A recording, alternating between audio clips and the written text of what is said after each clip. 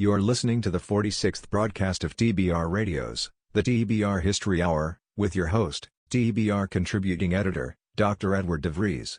On today's show, Dr. Ed talks with TBR executive editor, Paul Angel. Ed and Paul discuss the newly released November-December issue of the Barnes Review magazine. What is the theme of this issue?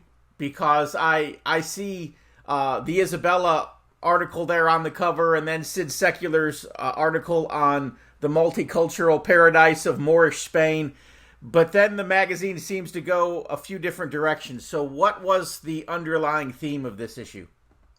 Well, there's not always necessarily an underlying theme, but the protection of Western culture seemed to be something here. Isabella, we bill as the savior of Spain and the Americas. She gets a bad name. She's one of those people on the list of bad Europeans, right? Because she was a big anti-Semite, and she wanted the Moors kicked out, so she was not a fan of a multicultural society. So there's been efforts, I think, to have her given sainthood, and those have been pretty strongly resisted by the likes of the Anti-Defamation League and others who think that her memory should be besmirched, as we're seeing here in America with the founding fathers and presidents and slaveholders and Confederate officers, etc.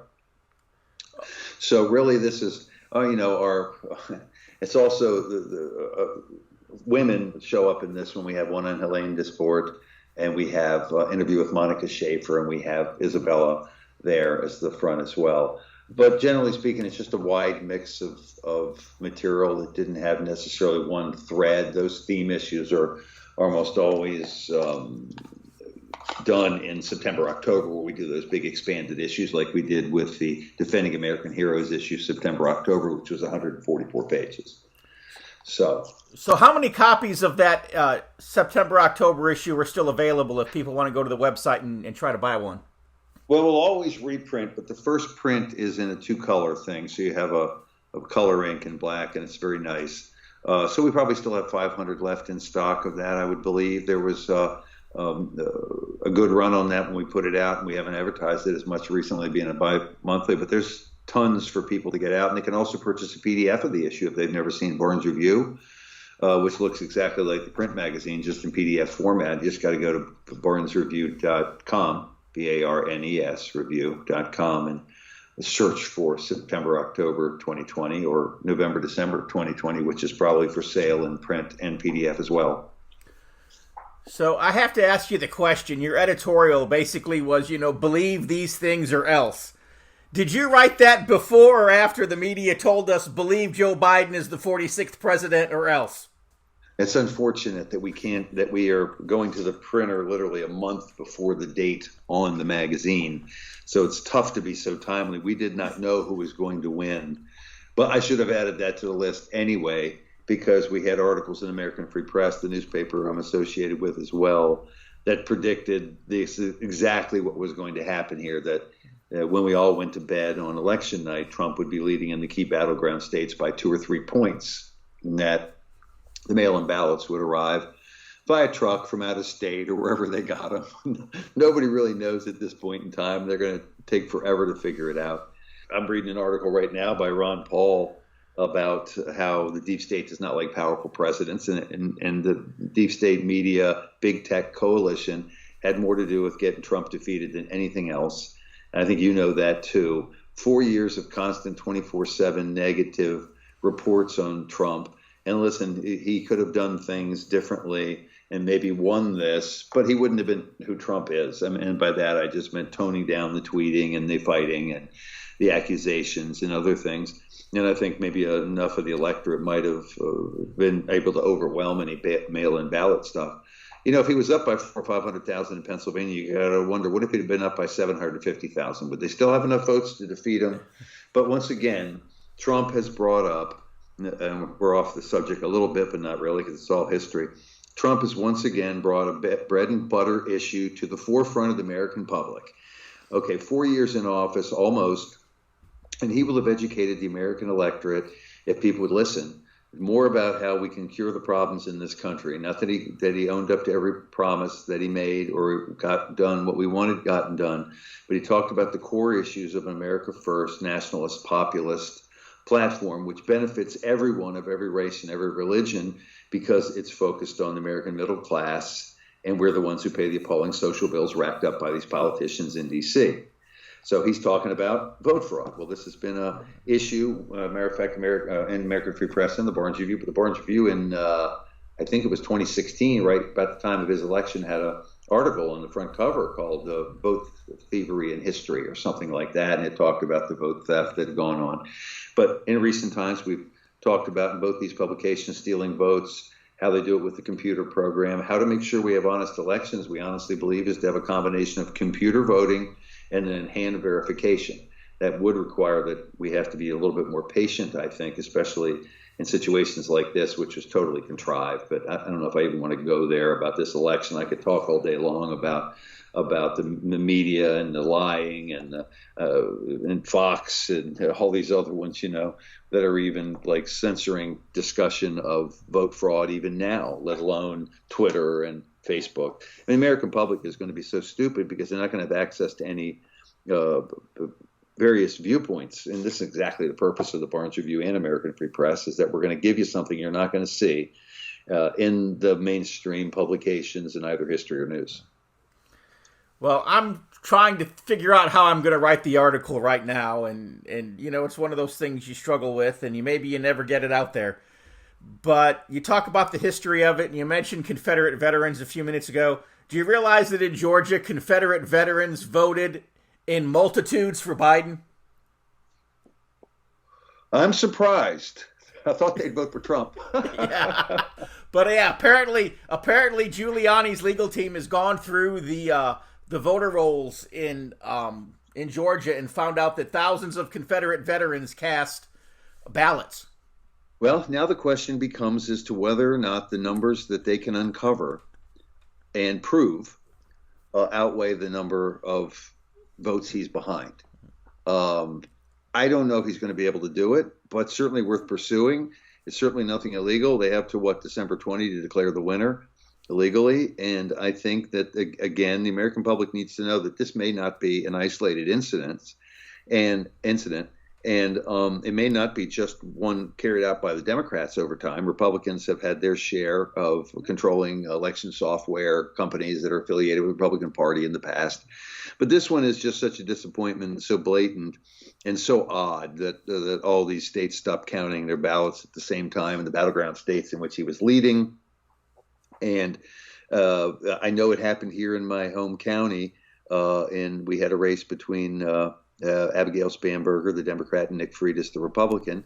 And she was losing when I went to bed at 2 o'clock in the morning. I think the Democrat was losing by 65-35 and 50,000 votes. And so we have 9 counties in our district. And they redistricted years ago, I think the Democrats did, to have a finger stick into Richmond suburbs and into Richmond inner city. And those votes came from the suburbs around Richmond and Richmond itself and Norfolk, and overwhelmed the district with votes. See, he lost that 50,000 vote count, which, by the way, my county has about 35,000 people. And so the surrounding, I don't know how many we have, but it's a good number of people. These aren't the vacant counties sometimes you find in southwestern Virginia, et cetera. But yeah, and I think she ended up winning by a few thousand. The interesting thing is Spanberger got on that Zoom call with other winning House members and were railing on the squad. Ocasio-Cortez and Tlaib were there. I'm not sure if Omar was there, and some of the other ones, and Presley and that. But they were basically saying, look, you should never mention the word socialism again. You almost cost me this election. And these airheads are saying that you should be appealing to the hard left more. Why didn't you pitch your message to the hard left? And Spanberger tried to explain to them that there really aren't a lot of hard left people in the counties that make up this area of Virginia, that 95% of the counties voted for Trump. Unfortunately, they're the 95% of the counties that don't have the massive population or the mail-in ballot initiatives that the Democratic Party put in place. We either lost this thing by fraud or we lost it by getting outworked for votes. And it didn't help that Trump also, I must say, discouraged people from voting by mail, because I want to know how many elderly Republicans didn't really feel like going out But, harvesting votes will say, I'll say the term harvesting because whether it's done legally or illegally, you're able to harvest votes. It's so much easier in the inner cities because in a 10 square mile, you might be able to 10 square mile area, you might be able to reach 10,000 Democratic voters, maybe 20,000, maybe 30,000.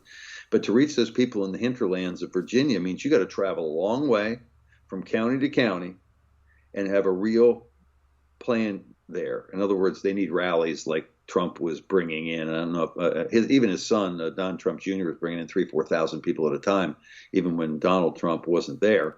But this may be something we have to look at. It's going to be a battle from now on. And right now, the real battle, to be completely removed from our discussion of the November-December issue, is going to be that Senate race, those 2 Senate races in Georgia, if the Republicans hold on to their and by the way, I don't even want to say Republican and Democrat. I just want to say conservative and radical at this point in time, although Spanberger proves that there's a lot of members of the Democratic Party that do not agree with this left-leaning proportion of the majority of the Democratic platform. But that being said, we're going to have to fight pretty hard in the future to make sure that people vote and we get this vote percentage up amongst our people. Virginia was a gorgeous red state a few years ago, and now it's pretty much a red state now, except for those big blobs around the big cities and the suburbs of Washington. There's just too many of them. But I do believe that given 4 years in office, the Democrats will implode. They're imploding already. The Squad was replying to Spanberger, what do you know? And they basically were getting in a heated argument, and some of the other elder House congressmen were there kind of agreeing with Spanberger that the moderate Democrats need to be the ones who are running this party. And it's going to be very interesting to see how they keep the likes of Tlaib and Presley and Omar and Cortez in line, not to mention Hirono and Schiff and Nadler and Schumer, who's out there on the streets drinking wine with people saying, when we win the Senate, everything's in play. They win that Senate, everything is in play. Although I don't know whether all the moderate Democrats within the Senate would go for a complete Green New Deal a la Cortez, or even loosening up every containment method we have on the border, et cetera. So we'll see what happens.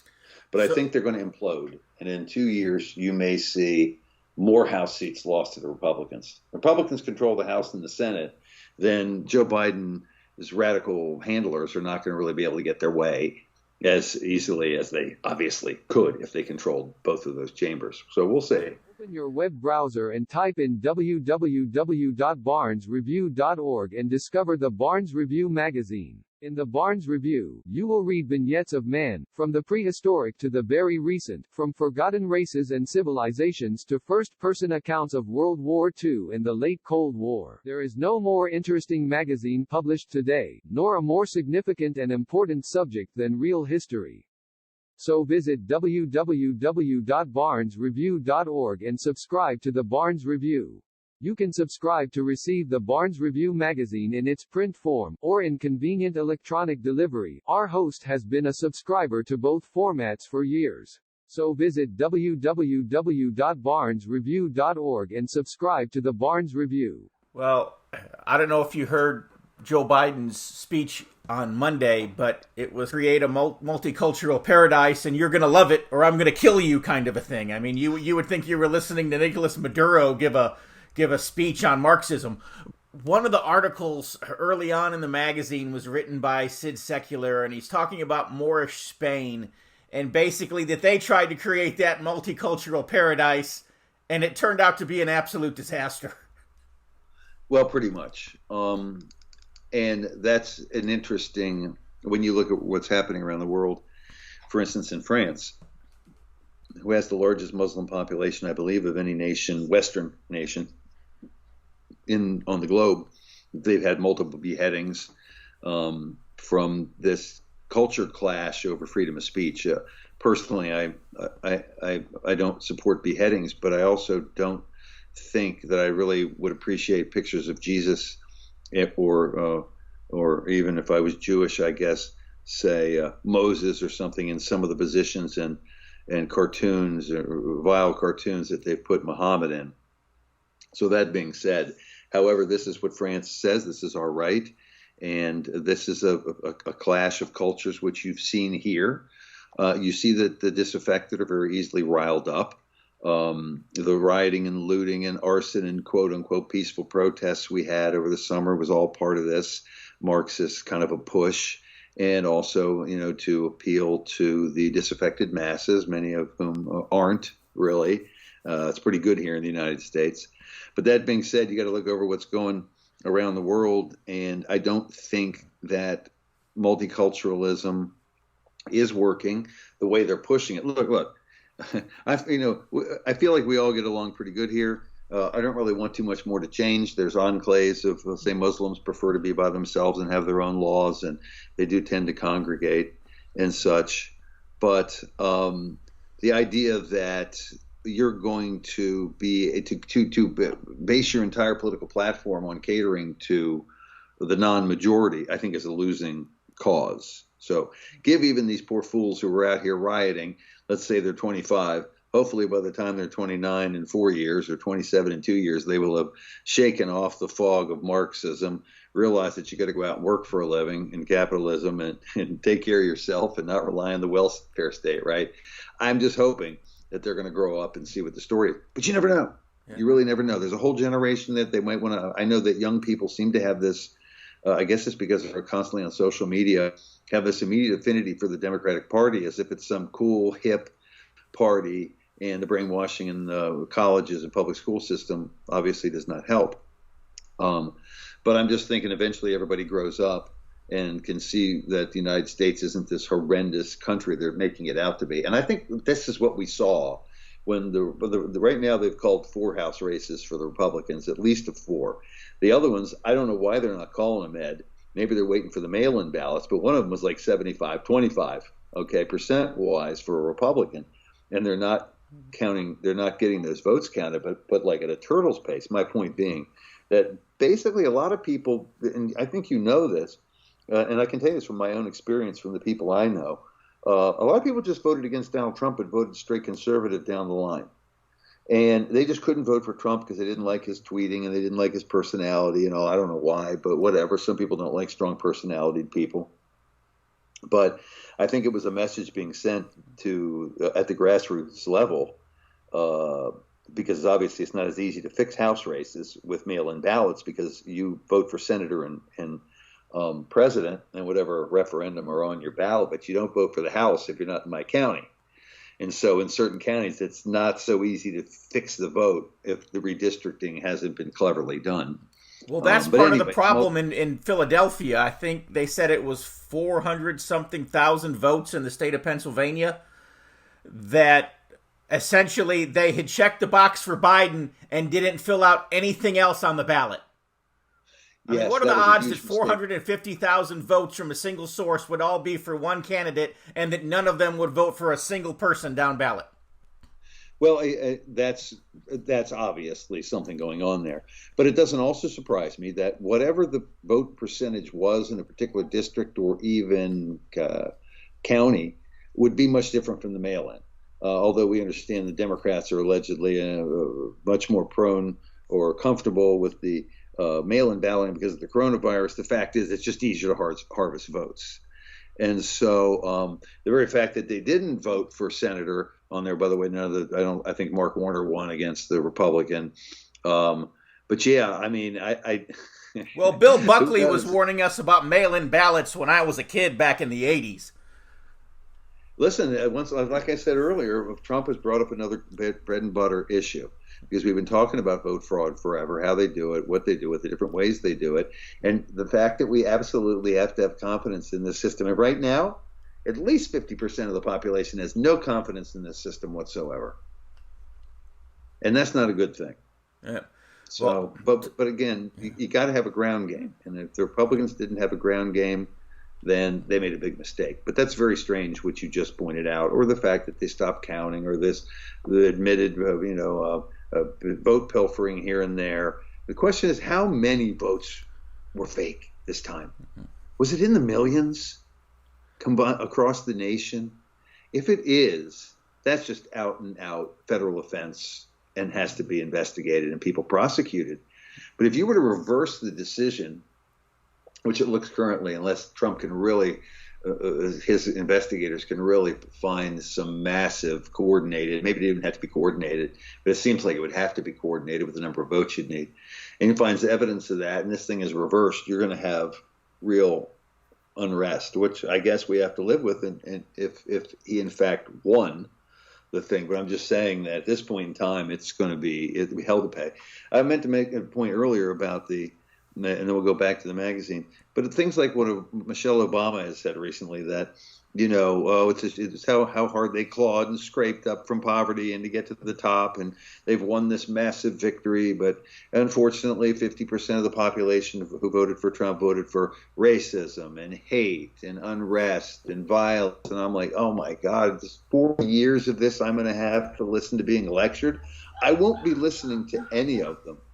So it's disappointing that they've, and I don't believe the things Joe Biden says, but it's disappointing that already, instead of they're talking about unity, at the same time they're talking about unity, they're like, you're welcome under our tent, but only if you believe and say the following things, which is basically the point of the editorial you mentioned earlier, is what they're going to ask us to be believing. Crazy stuff, like a man could be a woman and a woman could be a man.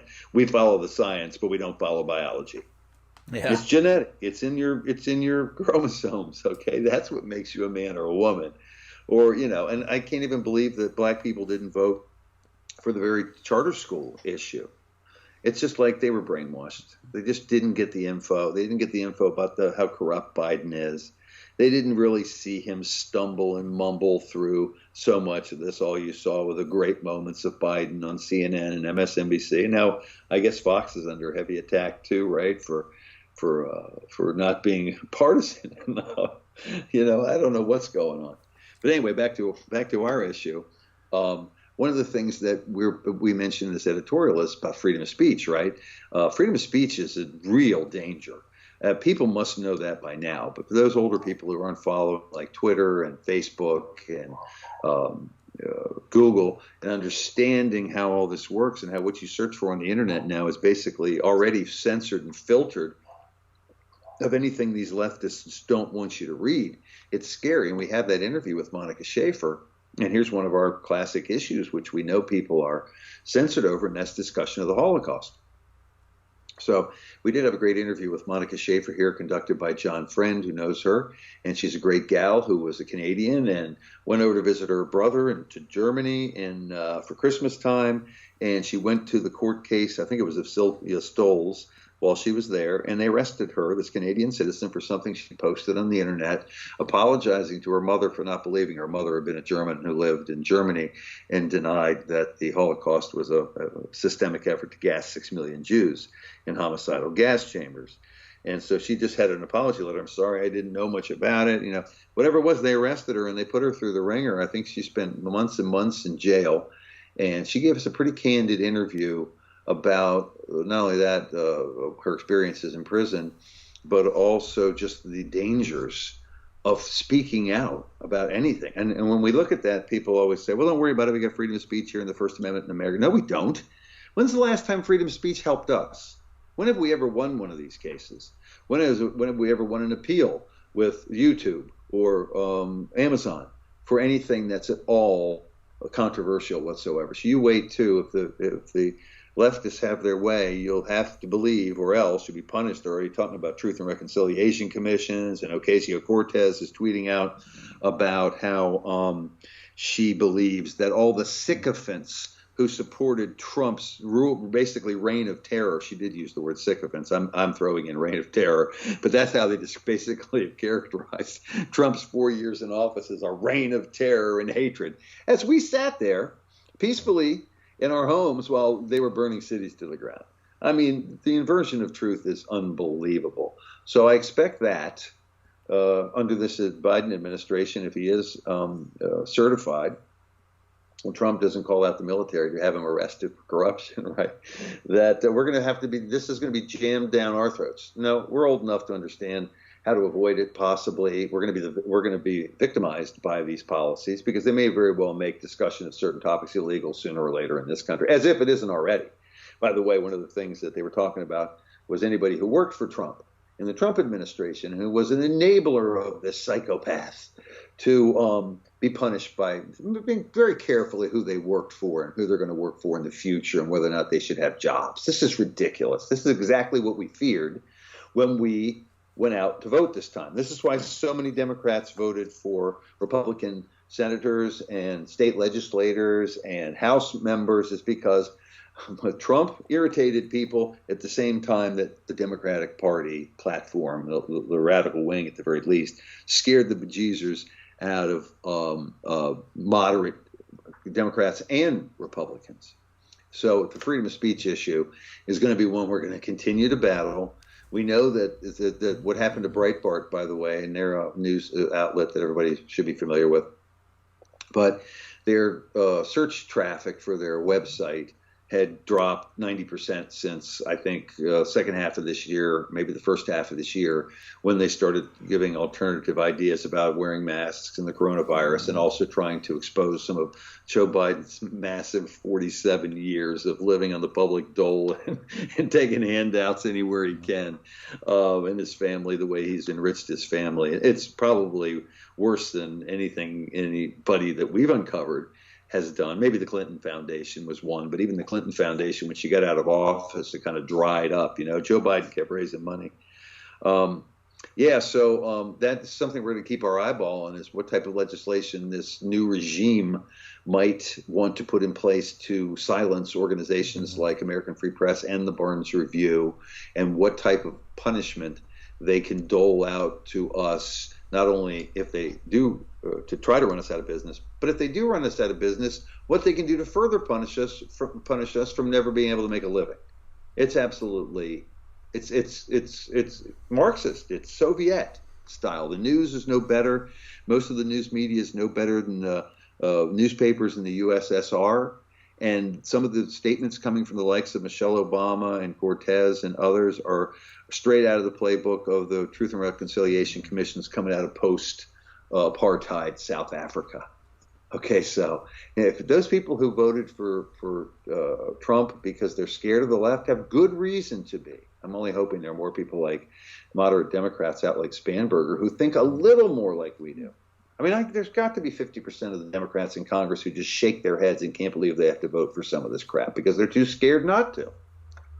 So we shall see about that. But freedom of speech, obviously, being one of the number one things. Extra, read all about it. If you're like me, and I'll bet you are, you like to be on the cutting edge of honest news and accurate information. 26 times a year, the American Free Press newspaper can be delivered to your door, packed with the kind of uncensored news that I know you're going to appreciate. If you're ever dissatisfied with your subscription to the American Free Press, their guarantee is that you just drop them an email and they will gladly refund the unused portion of your subscription. So what are you waiting for? Visit www.americanfreepress.net. Once again, www.americanfreepress.net. And find out about the American Free Press. Do it today. Extra, read all about it. Well, one of the big things that broke here just the other day is, and we didn't have time, obviously, to get it into the magazine, is one of our own contributing editors, Lady Michelle Renouf, that the Germans basically dropped their case against her. Yeah, that was really good news. When we went to press, we knew that she had a postponement in her trial. But this is just great news. Because you know what, having a woman who was making impromptu comments at a Dresden rally in which she said the real Holocaust was the slaughter, the firebombing of hundreds of thousands of civilians, if not in the millions when you include all cities in Germany that were firebombed, including Bamberg, I believe, and Hamburg, as well as Dresden and others, that this was the real Holocaust. It was impromptu. She spoke for a few minutes and at a thing, and she basically didn't mention, she just made that reference about the Holocaust, saying that this was the real Holocaust. Well, this is incitement in Germany now against minority groups and creating hate. And you know what? This is baloney. Just tell the truth and let the chips fall where they may. So this was a great news that she had the charges basically dropped against her because they should never have been brought in the first place. But it's just they're sending a message to you. Shut up and say what we say, or we can bring the weight of the government down upon you. Had it been a German citizen, I have a feeling they'd been proceeded with the trial. but because she's from Australia, I guess. Or maybe she's a British citizen now. She lives in England, I believe. I just think that if it had been a German, they would have locked him up already. Well, the next article was written by Remy Tremblay, and it was about Helena Desportes, who I guess we could call her the Eve of French Canada. Yeah, listen, I have a lot of Canadian subscribers, and so Remy Tremblay is the editor of the Owl magazine in France. I guess that's Harfang. And he's quite an intelligent guy. He's got an article coming for us on Adrian Arcand, who was a National Socialist in Canada. And he also wrote us an article on one of the issues before November, December about Jacques Cartier and who was the other one? Not Hudson. The other famous British explorer, Cabot, John Cabot, which one discovered Canada first. So I do have some more, since I do have such a large number of Canadian subscribers. And by the way, some of this material couldn't be published in Canada, the Barnes Review, because of their Holocaust and hate laws and incitement laws, etc. I thought this was a good way to get them some uncensored history. And this wasn't terribly shocking. It was just an interesting thing about the French Canadians, the first French Canadian girl born, the mother of basically all French Canadians after that. To some degree, many of them were related to her genetically. We talked a little bit about Virginia Dare, who was the first white child born in south of Canada and in the Lost Colony. But basically the point was that reproduction and having children is the best way to populate your nation. So when you asked about what was something that bound it together, it was really a multicultural kind of theme for the first 3 or 4 articles, because they found that French Canadians found that rather than bringing in more settlers, the best thing to do was have children and raise them there and have as many children as you could. And so that article was followed up by the article by John Morgan, who's a nationalist, freelance writer, who brought us up to date about that kind of idea today, and the Hungary policy, the hungry child policy. And Orban, of course, is vilified by some of the leaders in Europe because he's a real nationalist and doesn't want to bring in throngs of immigrants from Africa and the Middle East to populate his country. He'd rather reward the citizens there for having more children. So in the end, I think we say, while it's too soon to evaluate the impact these policies will have, Hungary's efforts to deal with the birth rate problem are unique in Europe, and it is to be hoped that it might be a new path forward to balance the need to protect the country's ethnic and cultural integrity with the desire for continued economic growth. And hopefully other nations are going to look at this policy and reward people. I think they do it in Russia too. And I remember the Soviet Union did it, right? They had a great number of awards, like award of the Golden Mother was like have 10 kids, right? 9 kids, 8 kids. And you stop paying taxes after a certain amount. In some nations, it may have been Soviet Union, they gave you some financial benefit. But that is the problem, and it's the problem in the United States, is that we need to have more little children, okay, and stop bringing in people to compete with us from foreign nations and to compete with our offspring. So we'll see. I don't know if people are having more children now than they were 5 years ago, or what the story is with the birth rate in America. Well, one thing that I found interesting was, of course, it was the 400th anniversary of Helena Desportes' baptism that prompted the writing of this article. But just a few years ago, Quebec City itself celebrated its 400th anniversary, and there was an ongoing year-long massive celebration, not just in Quebec, but across Canada and even throughout Europe. And yet, the 400th anniversary of Helena Desportes, not a peep. And so apparently civic nationalism is okay, but ethnic nationalism is not. Yes, Canada, interesting country. And they have adopted some socialist policies there that actually seem to have worked for them to some degree, one of them being their healthcare system. Of course, there's problems with it too. But at any rate, there's not much more I have to say about that particular story, except to say that Canada has gotten very European, we'll say, in its condemnation of certain opinions. Well, I have taken a lot of crap over the years because I have said it for probably the last 20 years. I've been saying that Germany reached the pinnacle of its culture, be it in the arts, motion pictures, poetry, music, painting. Just it reached the zenith of its culture and of its civilization and its creativity during World War II and during the Third Reich, especially during the years leading up to the Second World War. And, you know, so many people are like, how dare you say such a thing? And, of course, obviously the destruction of all things Third Reich that has taken place post-war means that the greatest accomplishments of German culture have been destroyed, just like we're destroying monuments and cultural icons today in our country.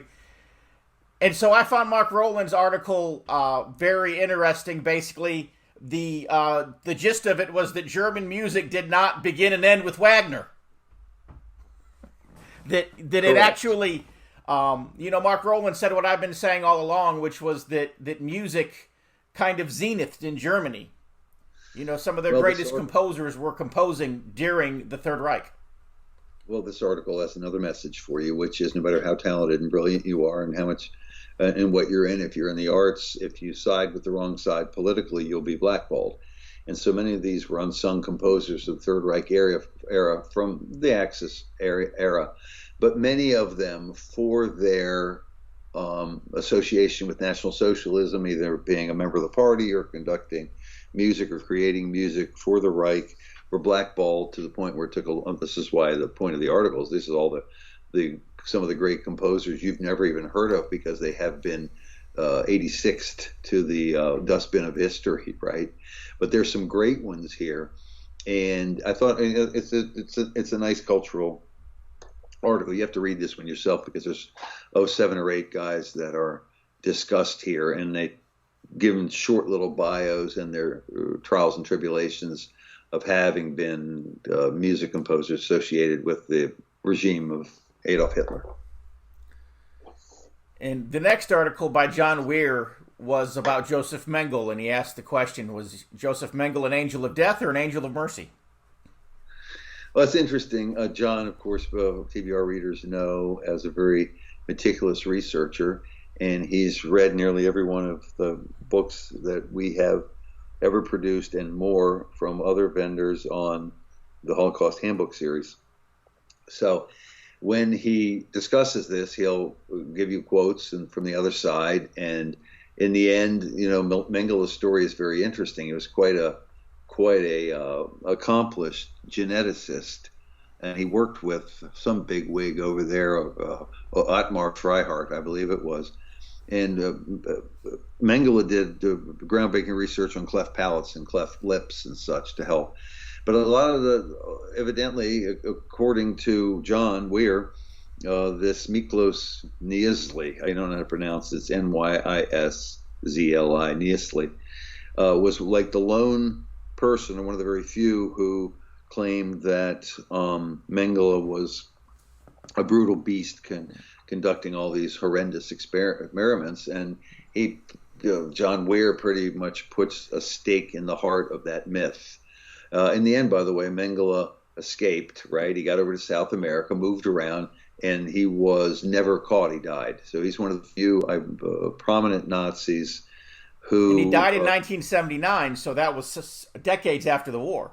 Yeah. Well, some of them died in jail in 1979 after being arrested by the Mossad, right, overseas, and the anti-Nazi crew. But this guy actually got away, and they have been offered a massive award for his arrest. I think it was $3 million, and finally, I think it was the Israeli secret police, the Brazilian police, and then all these Nazi hunters were after him. But he was one of the most wanted men in the world, but he was never caught and died. But anyway, the point is, his own son didn't really believe him. His own son finally met with him later in life and said, "Why did you do all these horrible things?" And he said, "I really didn't do any of them." "Well, why don't you, if you're so sure you're innocent, why didn't you come back to Nuremberg and face trial?" He said they weren't interested in justice at Nuremberg. They were interested in revenge. So I wasn't going back there for that. I saw what happened.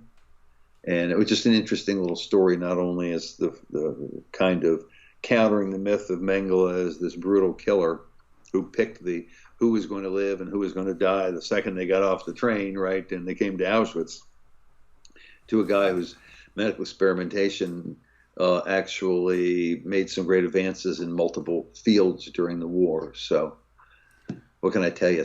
He had famous twin research, and he did research on dwarfs, and I believe none of the children in that one or any of the dwarfs ever were like died or killed or anything. As a matter of fact, the dwarfs called him Papa. Yeah. So it's interesting and completely counter to the mainstream view on Mengele.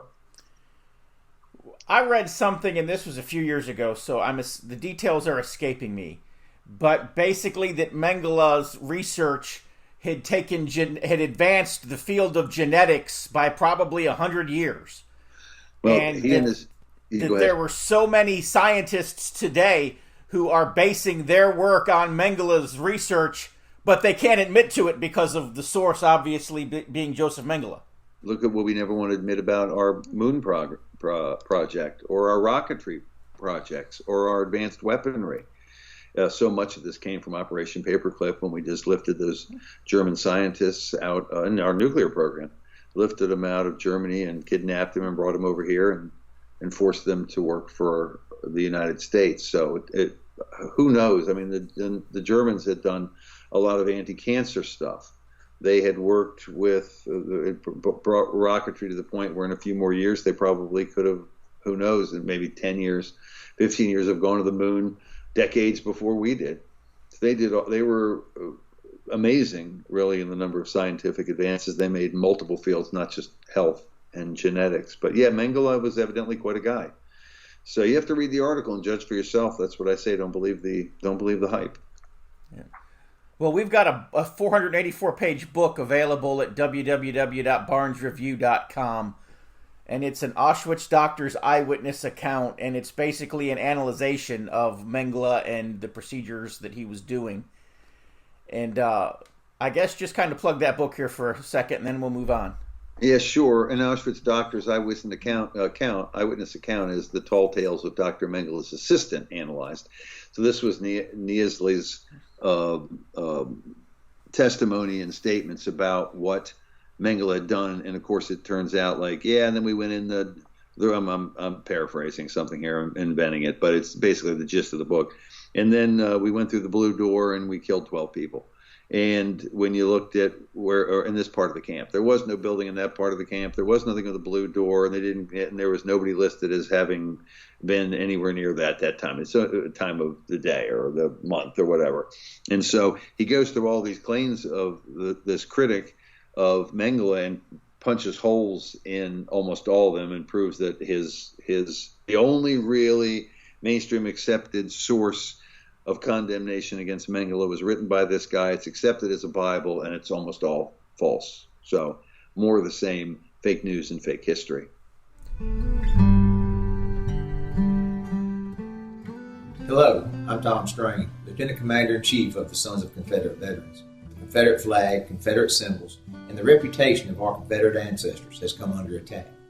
The Sons of Confederate Veterans is actively fending off our detractors, but there is only so much that we can do. We need your help. Contact your local, state, and national elected politicians and tell them that you will not tolerate these attacks on our heritage. You can also visit scv.org, download an application to join us in our fight to preserve our Southern heritage. Visit scv.org today. If you don't have a Confederate ancestor and you are tired of American history disappearing, you can assist us by becoming a friend of the SCV. Please visit scvheritagedefense.org and make a donation to the Heritage Defense Fund. We hope that you will join us in the fight to defend the Confederate soldiers' good name.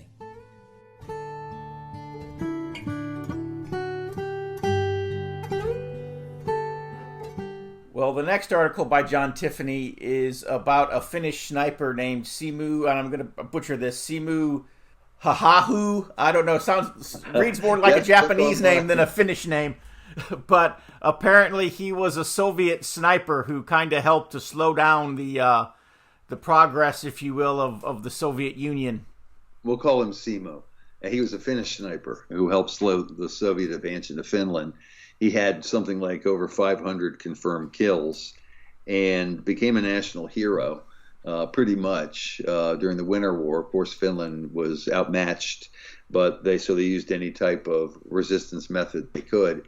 And this particular sniper was evidently very good. Ended up getting hit in the face with a bullet and had like facial reconstruction and lived afterwards. And so, yeah, I don't know how to pronounce that either. But it's a very interesting little article, and one from our recently deceased former editor, John Tiffany, who had evidently some other articles in the works or partially finished that his wife has sent to us. I think he has a review coming of the Mafia Spies book, and he may have a couple other that she's been able to send me. I didn't know this one, so I thought we'd run this one. Nice little 2-pager of some uplifting World War II history. Anti-Soviet. Mm-hmm. I say this next article, and my interest in it is kind of awkward.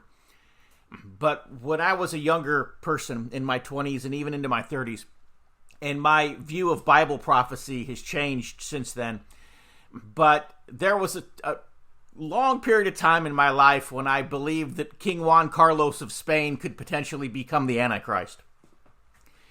And of course, Juan Carlos is since abdicated the throne, and that kind of obliterated all of that. Juan Carlos was basically brought into power by Franco. And of course, the next article by John DeNugent is an article about Franco. And so that, for whatever reason, that's what caused it to spark my interest. The comparison of Franco and Leon Degrel, and obviously which one was the patriot and which one was not. Well, Francisco, Frank, anything with Degrel we're interested in because we love Leon Degrel, the Belgian Waffen-SS officer who fought on the Russian front during World War II and had been a political leader in the Reich Party, which he created.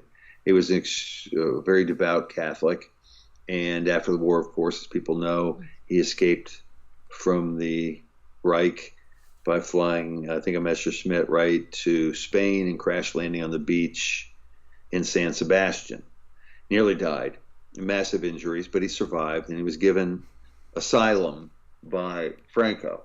But Franco is evidently, the point of this article is that really that what an ingrate Franco was. Franco had accepted the help of the fascist regimes in Italy and Germany to help him beat back the communist threat in Spain during the Spanish Civil War. Never really was very thankful, and when Hitler came, to try to enlist him to side with the Axis, then Franco was kind of a fence sitter and said he knew that would probably going to bring the war to Spain. And so, as soon as there was a clear advantage, if Hitler had a clear advantage, he might join the old alliance. And people say, well, listen, Franco did quite a bit by helping, giving Degrel asylum, which really was good because the Allies wanted two people delivered to them. They wanted, was it Laval? It was the French head of the, excuse me, I got that wrong. The French head of the Vichy government, right? And they wanted Degrel returned. And at least he refused to deliver Degrel. But during Degrel's time in Spain, he really didn't help Degrel much. And many times Degrel was fighting in the early days, feed himself, and he also, what can I say about Degrel? Oh yeah, he was also facing the threat of constant assassination teams. So evidently, it didn't really provide him with much physical protection. Didn't help him as much as John DeNugent, the author of this, believes he should. DeNugent is a very pro Degrel and was the translator of My Revolutionary Life, which the Barnes Review sells, which is Degrel's pseudo or partial autobiography, but he talks a lot about Hitler in there too. But it was interesting. Juan Carlos did play. It's surprising, really, right? That Franco turned the nation over to him, and there was an era of turmoil after that. And of course, the article after that also is about Degrel's time in Spain, and it's through the eyes of Blas Piñar, who was a big nationalist, a Spaniard who really was a good friend of Degrel's. And that was just his recollections, Blas Piñar's recollections of Degrel. Now, the difference between Degrel and Seato Scorzani was Scorzani kind of kept quiet about things, and he ended up becoming an intelligence consultant. Not only that, was rumored that he worked with the Mossad at one point in time to do some of their special commando operations because he had been successful, Scorzani, during World War II in rescuing Mussolini and Horthy. Admiral Horthy. But Degrel didn't shut up. He attended rallies and he made statements. And so he really got under the skin of a lot of people who wanted this evil ex-Nazi, we'll say, with who's a war criminal and all these other false allegations about Degrel. They wanted him arrested and delivered. So, yeah, both of them were kind of interesting and give you a different take on Degrel. Much of what we've run on Degrel was from either My Revolutionary Life or Degrel's book on Hitler called Hitler Democrat. And here's somebody else just telling us what a great guy Degrel was in the trials and tribulations of his time in Spain in exile. Well, there's another little article in here that apparently Himmler and Degrel were not fans of each other, did not get along at all, and yet Himmler's last official act as the Reichsfuhrer was to promote tongue-tying today, was to promote Degrel to the rank of Brigade Führer, or in other words, Brigadier General. Right. Well, we always refer to him as General Degrel, but he was a colonel in the Waffen-SS. And that was an interesting little sidebar in that Himmler was removed immediately after that, right? But for other reasons. So, yes, for another reason. Not for, because Hitler never would have minded Degrel being promoted to a brigadier general because he was very fond of Degrel and vice versa. But yeah, that was, in the end, I guess, then we still refer to him as a general because he had been promoted to general and would have been promoted to general had it not been in the very last days of World War II and the turmoil that was engulfing the entire state at the time. So, yeah, judge for yourself. He never wore a general's uniform that I can remember while he was in the Waffen-SS, but he did wear, I think he wore his general's uniform later in photographs when he was in Spain, or maybe not. I can't remember what the story was there, whether he accepted it or not. He wasn't interested in titles too much, Degrel, but he certainly deserved it, if anybody deserved it, to be promoted to general after what he went through on the Eastern Front. And if my memory serves, and maybe I'm incorrect, wasn't Degrel a general in the Belgian army before World War II? That I couldn't tell you. He was a politician. I don't remember I thought he started off at the bottom. Was a corporal when he first started, but how fast he rose, I don't know. And I don't know if I'm unaware of that. That would be news to me. Like I said, I could be incorrect about that. That could be a failure of my memory. The next article was another article by Sid Secular, and he was talking about the fortified military defensive tunnels in the Third Reich. Yeah, that was just an interesting short article. People will find that type of stuff in the Barnes Review. It talks about the Regenwurmlager, or the earthworm layer, and it was a defensive tunnel system, pretty sophisticated, pretty large, pretty massive. They haven't even explored all of it even today, and it's been opened up to the public. And let me see where this is. So, hold on one sec. Yeah, the central portion of the complex has been made into a popular tourist attraction, and it is open for 5 or 6 months, and you can go about 1 to 2.5 miles inside there, but it's like much further. They're not even sure what's in there. It's just a fascinating little testament to what the German architects and engineers were able to do. And this defensive line, by the way, was in Poland. By the way, it's also a wildlife reserve. Now, all the tunnels and everything else have evidently become a haven for 12 different species of bats. So it's like kind of just an interesting little article there about it, just a couple of pages. And just, again, a couple photographs are pretty amazing of the size of this underground tunnel and what they were doing. They had a rail line underneath there, massive arches, and the Soviets evidently overran it before it was completed. But Hitler was very interested in that particular defensive line. It just was they never had the time to actually finish it. So little known, but he discusses it here, and it's kind of an interesting little chapter in World War II history.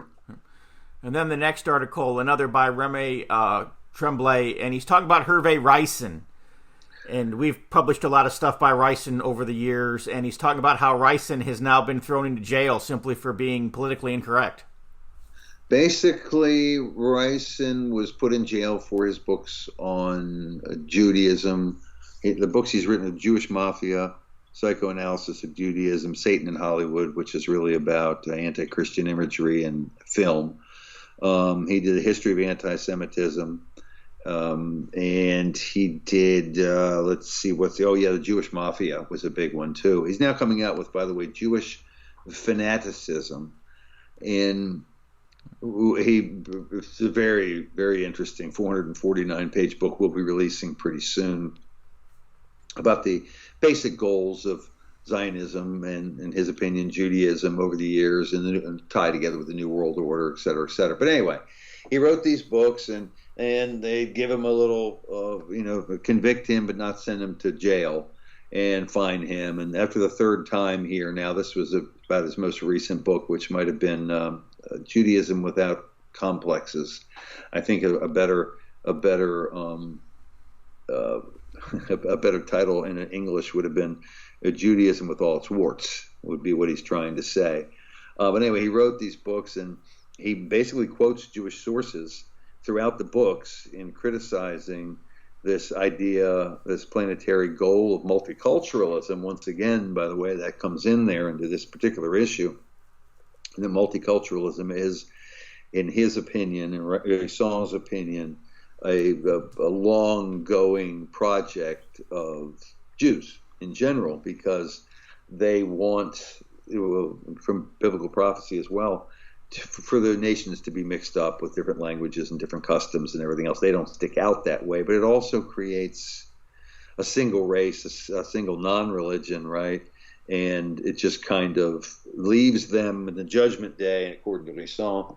The judgment day comes along, and they're the last really religious people or discernible ethnic race. They have to be the chosen people because everybody else is exactly the same.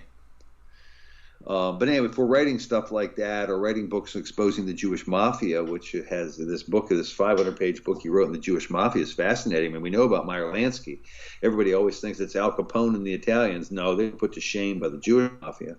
And of course, we have Israel's Billions. I didn't mention that one. Another one of the books that he wrote, exposing the financial fraud of Zionists and Jewish corporations over the year, and the fraud that they've carried out in fractional banking and the scams and aesthetic trade and all kinds of stuff.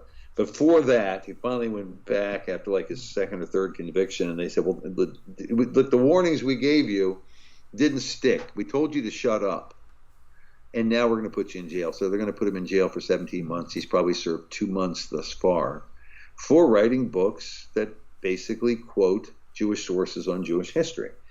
So once again, freedom of speech here to talk about these types of things. I mean, we publish these books and sell all of his books in the United States. People should get them. And they can find them on the Barnes Review website. I believe we may have them under a separate title, but just look up, say, The Jewish Mafia. And it should take you to Ricin. You can see these books that he's written. No wonder, though. He's extremely candid. He does his research like crazy. He has 1,000 footnotes in the end of his books. And we're the only outlet selling the translated, he's a Frenchman, with English versions of these books. So get them while you can, because we don't know when they're going to get pulled. Yeah. And on that note, we will bring to a close this week's TBR Radio Presents, the TBR History Hour. We are just about out of time, but I want to thank you for being our listener today and remind you that we will always be here every week, same time, same place. Come back again next week. We'll have another great show for you.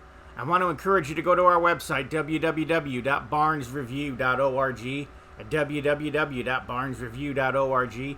is Paul Angel, our executive editor at the Barnes Review. Had stated earlier in the broadcast, we still have several copies left of the awesome September-October issue of the Barnes Review magazine, Defending American Heroes. And so you'll want to go to www.barnesreview.org and lay your hands on one of those remaining copies. You'll be glad that you did. Of course, if you're not a subscriber to the Barnes Review, subscribe.